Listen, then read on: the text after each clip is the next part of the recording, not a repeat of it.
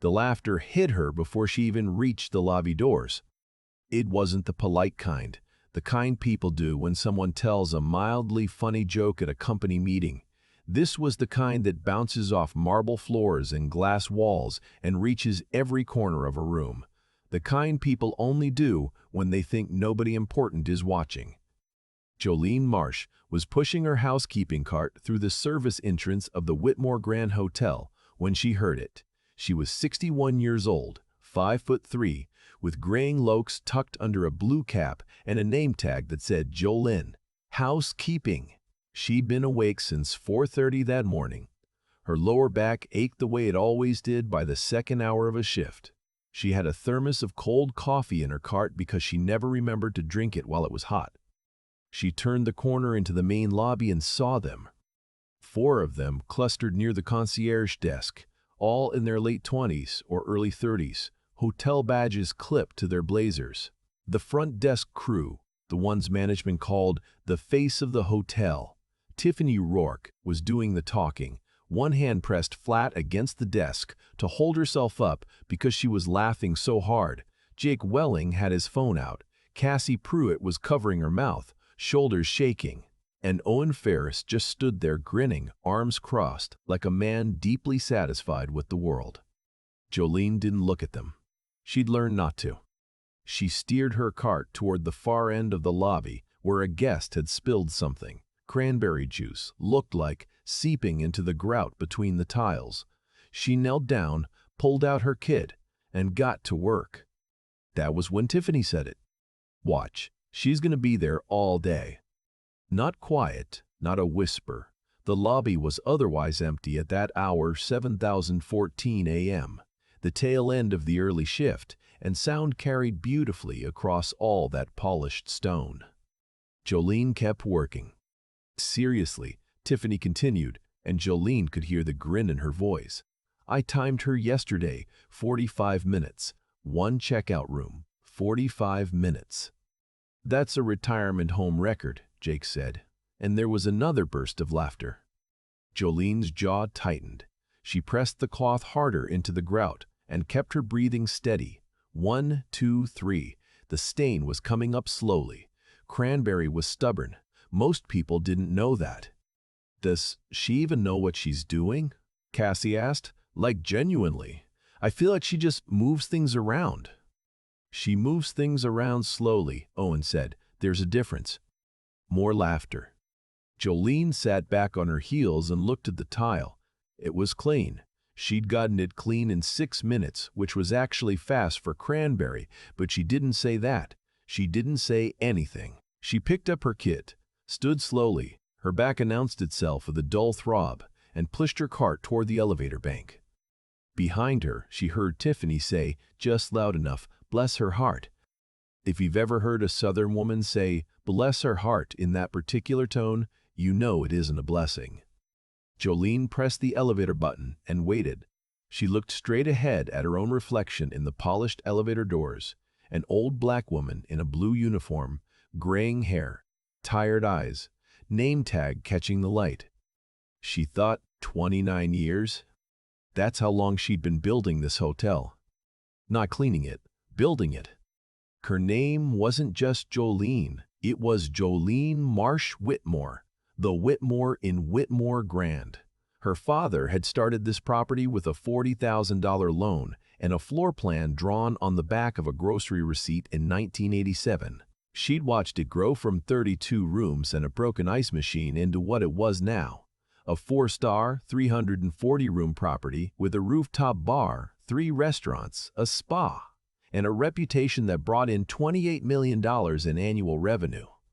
She was the majority shareholder. She had been since her father died in 2019. She was also, as of 6 weeks ago, the woman cleaning the guest rooms and mopping the lobby floor. The elevator opened. She wheeled her cart inside. The reason she'd started doing this, the real reason, traced back to a guest complaint letter that landed on her desk in mid-February. A couple from Nashville had stayed in room 214 and written a full page, handwritten, describing their experience. The sheets had been stiff. The bathroom grout had a pinkish tinge. The mini-fridge made a noise all night. When they'd mentioned the fridge to the front desk, the young man there, Jake Welling it would turn out, had smiled and said, "I'll make a note of it," and then, as far as they could tell, had made no note of it at all. The letter ended with the sentence Jolene had read several times. "We've stayed at 41 hotels in the past decade, and this was the first time we felt like the staff genuinely didn't care whether we came back." She'd looked at her operational reports. Occupancy was fine. Revenue was fine. Online ratings had slipped from 4.6 to 4.6 to 4.2 over 18 months, but numbers like that were easy to rationalize. She tried scheduling a floor inspection with their operations manager, Darren Oakes, who had assured her everything was running smoothly. She decided to see for herself. She hadn't told anyone. She pulled a housekeeping uniform from the supply room, attached a name tag with just her first name, and shown up at 5 a.m. on a Tuesday as a temporary replacement, cleared through HR with a single memo from her own office. HR had processed the paperwork without question. Nobody in housekeeping had asked. They were short-staffed and grateful for the help. That had been 6 weeks ago. In 6 weeks, Jolene had learned more about her own hotel than she had in the previous 3 years behind a desk.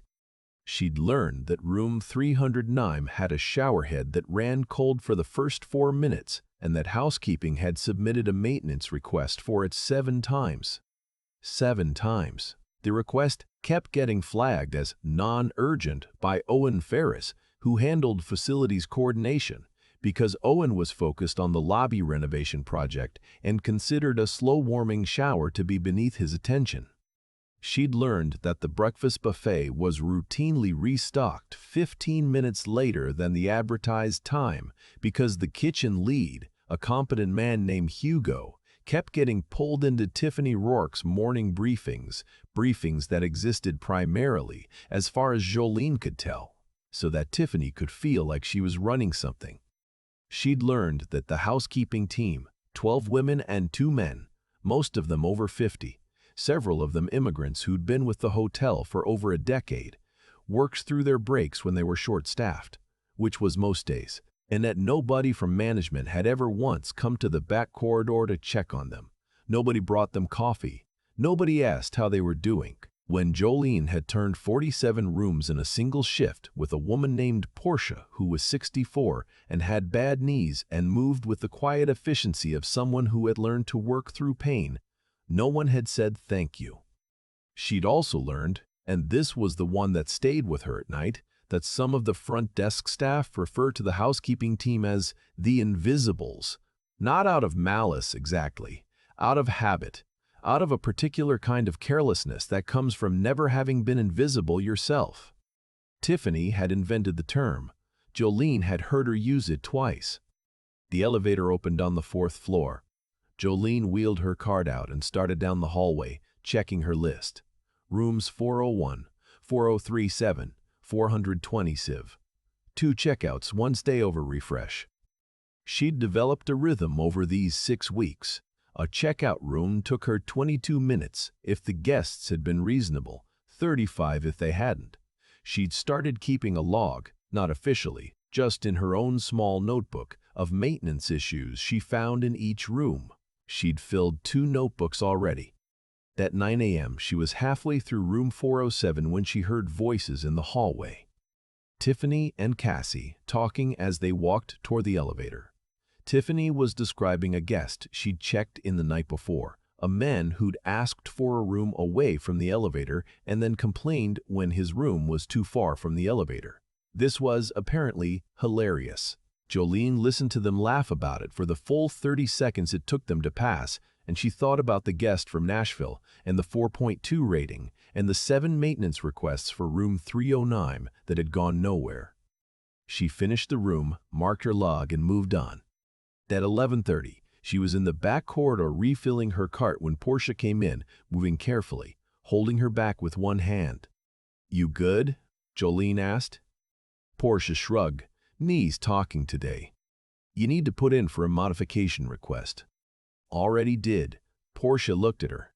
3 weeks ago, Darren said he'd look into it. Jolene wrote that down. "You write everything down," Portia observed. Habit, Jolene said.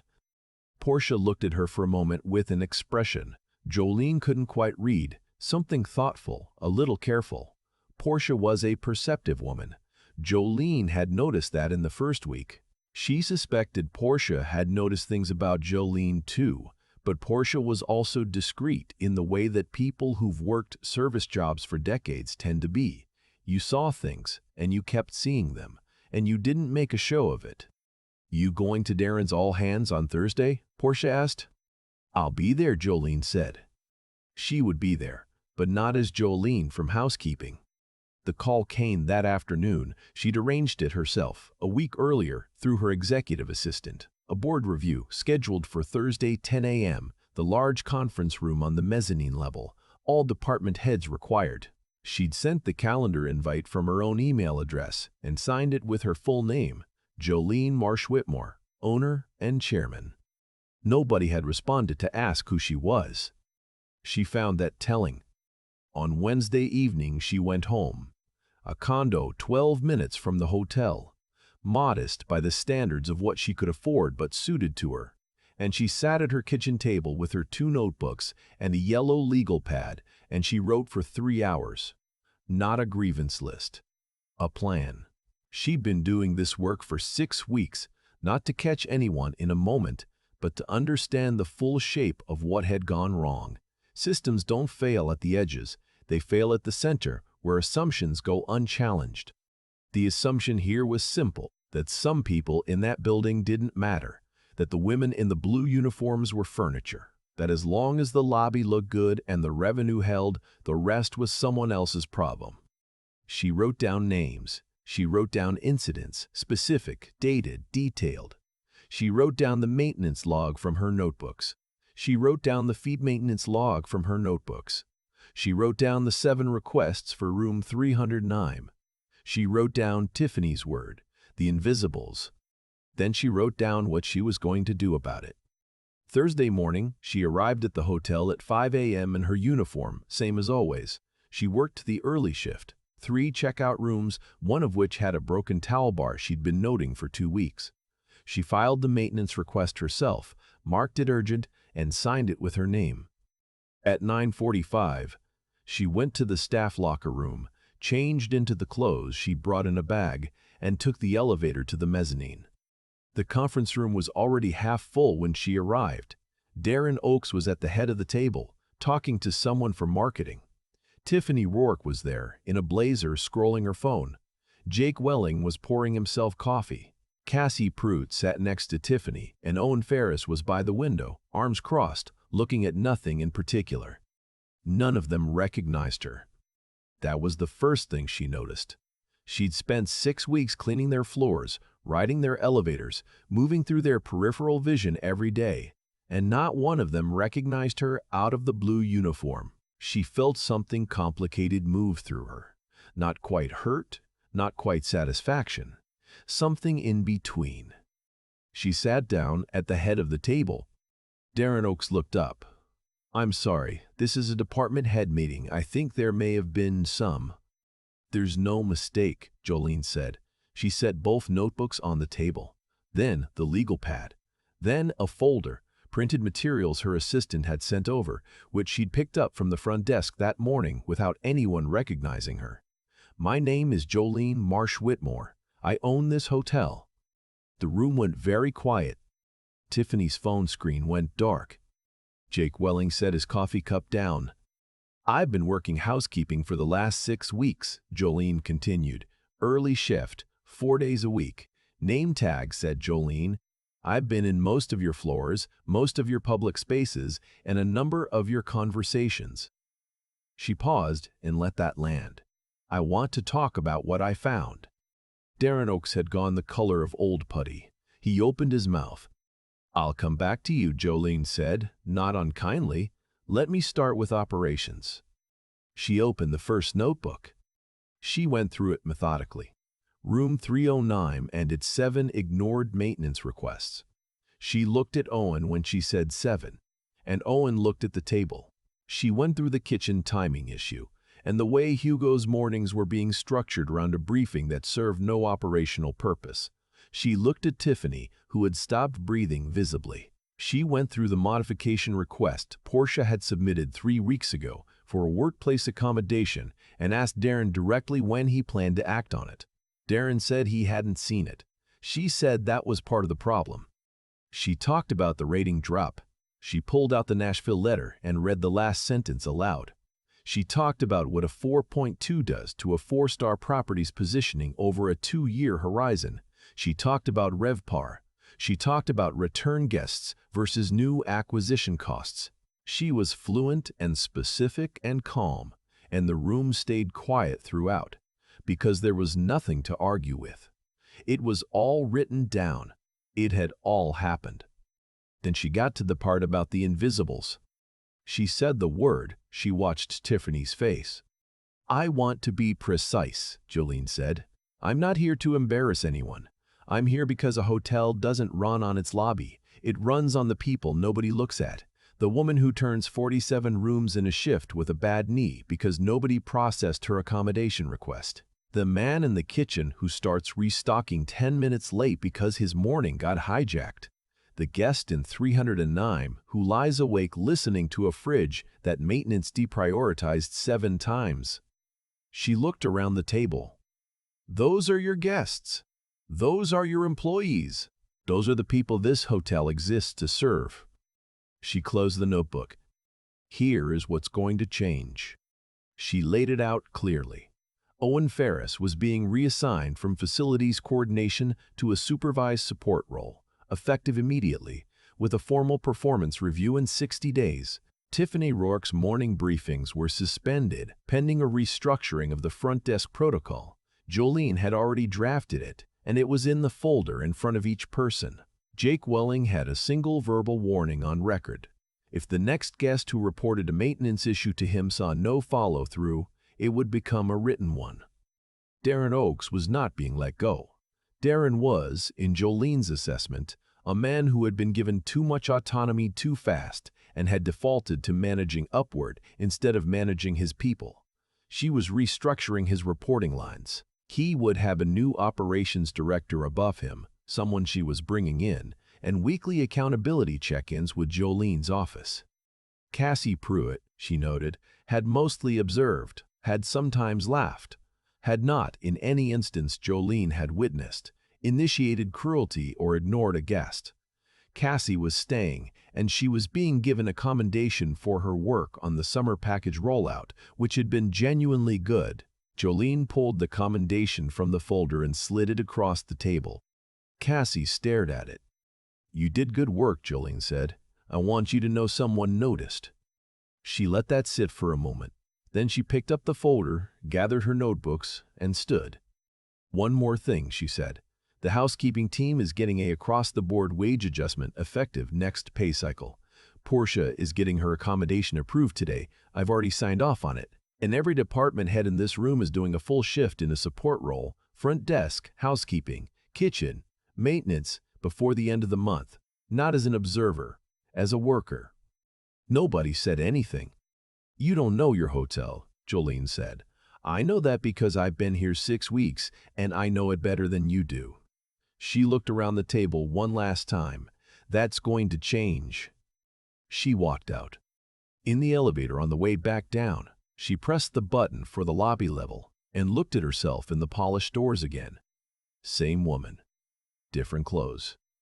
The ache in her lower back from 6 weeks of early mornings was still there and probably would be for a few days. She thought about Portia in that corridor, holding her back with one hand, saying "knees talking today" with the flat matter-of-fact tone of someone who'd learned there was no point in making a bigger deal of it. She thought about that word, invisibles. The elevator opened onto the lobby. Hugo was behind the breakfast buffet, restocking the fruit section with quick, practiced movements. He looked up when she passed, the way he always did, a brief nod, the same acknowledgement he gave anyone who walked by, because Hugo was the kind of person who noticed people. Jolene stopped. "Hugo," she said. He turned. "The kitchen's getting 2 new prep staff," she said. "You'll be CC'd on the hiring process. I want your input on the candidates." He looked at her for a moment. His expression shifted, not dramatically, just a slight loosening around the eyes, the kind of change that happens when something you've needed for a long time is finally said out loud. "Thank you," he said. She nodded and kept walking. Outside, the morning light was coming in strong through the hotel's glass front, throwing long rectangles across the marble floor. A couple was checking in at the front desk, the night audit staff handing off to the day crew. A porter was holding the door. A woman in a blue housekeeping uniform was crossing the lobby with a cart, head down, moving at exactly the pace she always moved, which was the pace of someone who knew what they were doing and didn't need to perform it for anyone. Jolene watched her for a moment. Then she took out her phone and called her assistant. "Clear my afternoon," she said. "I have 2 more notebooks to go through." Some people spend their whole lives looking straight past the people who hold everything together. They see the marble and the chandeliers and the 4-star rating and the revenue reports, and they think that's the hotel. They never look at the woman pushing the cart. They never wonder what she knows, what she carries, what she's seen in 47 rooms in a single shift. Jolene Marsh-Whitmore had spent 6 weeks being that woman. It was the most useful thing she'd done in years. I keep thinking about the moment Jolene walked into that conference room and set her notebooks on the table. Not the part where people went quiet, though that happened, but the part just before it when nobody recognized her. 6 weeks. She had been in their building 6 weeks, riding their elevators, cleaning their floors, existing inside their peripheral vision every single day, and not one of them saw her. That's the part that stays with me. There's something in human nature that makes us sort people quickly. We look at a uniform, a cart, a name tag with just a first name, and we make a decision about what that person knows, what they're worth, what attention they deserve. It happens fast, and most of the time, we don't even notice we're doing it. Tiffany wasn't born cruel. Owen wasn't born careless. They became that way in small increments, each unchallenged assumption, making the next one easier, until the invisibles stopped feeling like a cruel thing to say and started feeling like just a word for how things were. That's how it always works, I think. The damage doesn't usually come from one big decision.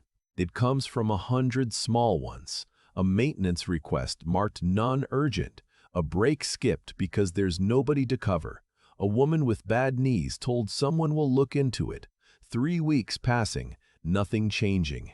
Each one feels minor. Together they become the shape of a place.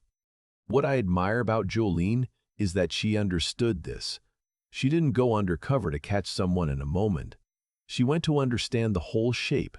There's a kind of intelligence in that. Not the kind that's about being the smartest person in the room, but the kind that's about being willing to be uncomfortable and quiet and observant long enough to actually learn something true. She could have sent an auditor. She could have read more reports. Instead, she put on a blue uniform and showed up at 5 in the morning and let the building teach her what it actually was. That takes something most people don't practice enough. It takes the willingness to set your own position aside. Your title, your assumptions, you need to be seen as the one in charge and just look, really look, at the woman holding her back in the corridor, at the 7 requests sitting unanswered in a queue, at the guest letter from Nashville that nobody acted on. And then, when she finally did speak, she spoke from that place. Not from anger, though she had every right to it, from clarity, from 6 weeks of documented, specific, undeniable truth. That's what made it impossible to argue with. Not the power she held, she'd always held that, but the knowledge she'd earned. Portia got her accommodation approved the same day. Hugo got input on his own kitchen staffing. Cassie, who had mostly watched and sometimes laughed but never led the cruelty, got a commendation for work that was genuinely good. Jolene made those distinctions carefully, and that carefulness matters. Justice that's proportional, that sees people as individuals rather than categories, that's the kind that actually holds, the kind that doesn't just punish but recalibrates. I think about what it cost Jolene to spend 6 weeks being unseen in a building she built, the ache in her lower back, The cold coffee she never got to drink hot. The mornings she listened to people laugh at her pace and said nothing, because she wasn't there to win a small moment. She was there to fix something real. Some people get handed the ability to change things and use it to protect their own comfort. Jolene used it to clean a floor and fill 2 notebooks and show up, finally, with every single thing she'd seen written down. That's not just good business. That's what it looks like when someone actually cares about the place they've built. Not the lobby, not the revenue, but the people inside it, even the ones nobody was looking at. Especially those